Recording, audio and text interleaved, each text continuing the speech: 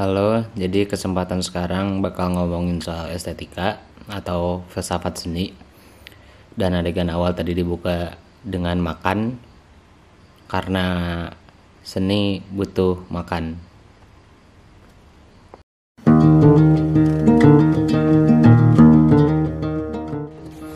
Kalau ngomongin estetika, mungkin sekarang bakal banyak yang menyambungkan itu dengan cahaya-cahaya gelap, warna-warni, ungu, merah, sensual dan sebagainya, atau mirip dengan setup lightingnya Froyonion yang mana itu ngambil dari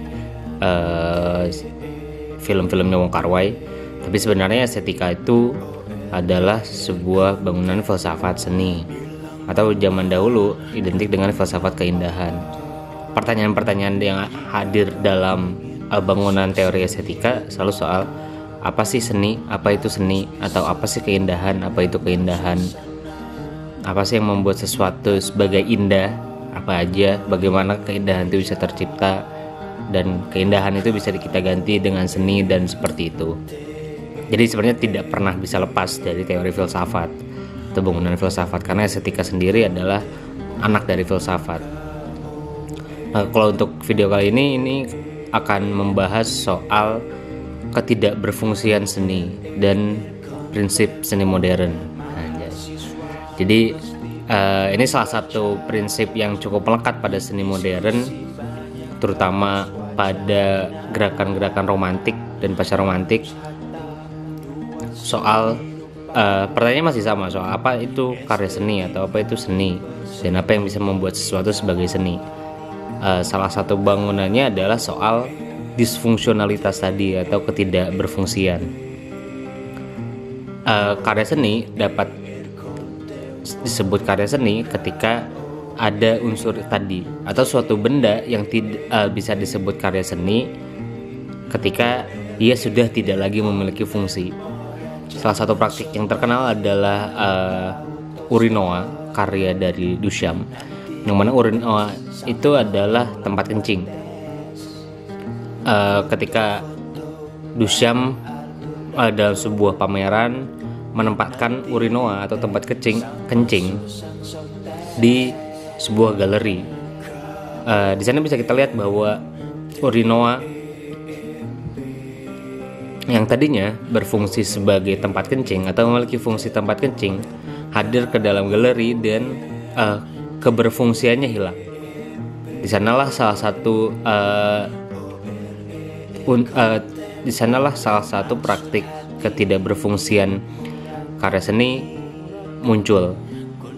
Turunan dari praktik ini adalah adanya pembedaan atau pembatasan antara seni murni dan seni terapan. Kita ngomongin seni murni, kita pasti akan sangat berfokus pada prinsip keindahannya, keindahan dari sebuah karya, reflektif dan sebagainya. Sementara ketika membicarakan seni terapan, tidak akan pernah lepas dari keberfungsiannya. Misalkan asbak dengan ukiran, pintu dengan ukiran dan sebagainya. Walaupun tetap ada unsur keindahannya yang mana itu diakomodasi oleh ukiran, tetapi yang paling dominan di dalam pintu dengan ukiran atau asbak dengan ukiran adalah keberfungsiannya. Pembedaan ini hadir karena prinsip yang tadi, prinsip bahwa keberfungsian adalah sesuatu yang membuat karya seni, ketidakberfungsian, maaf. Nah,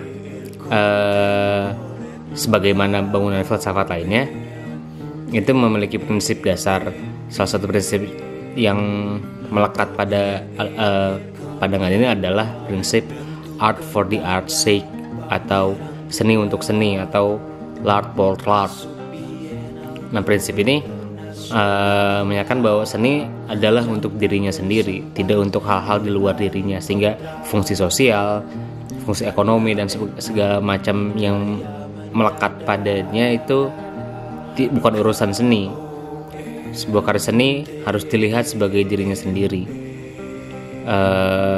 dan sebagaimana bangunan filsafat lainnya, ini tetap menimbulkan pertanyaan yang bisa kita bongkar lagi. Misalkan contoh urinoa dari Duchamp tadi. Ketika urinoa yang tadinya tempat kencing memiliki fungsi, lalu dibawa ke galeri sehingga fungsi dari tempat kencing itu sudah hilang, maka dia sudah menjadi karya seni di sana. Tapi bagaimana jika seorang datang berdiri di hadapan urinoa Duchamp tadi lalu mengencingi urinoa Duchamp tadi? Apakah secara otomatis urinoa Duchamp bukan lagi karya seni?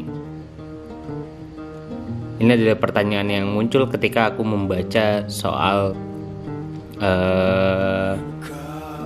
prinsip ini dalam buku sejarah estetika karya Martin Suryajaya.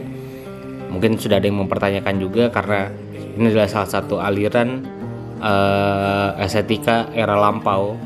Hanya mungkin sampai sekarang kita masih melihat prinsip ini digunakan di banyak hal.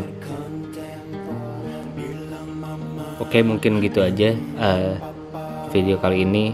Terima kasih sudah menonton. Terima kasih menonton sampai akhir walaupun mungkin tidak bermanfaat banget, dan pengalaman adalah guru terburuk.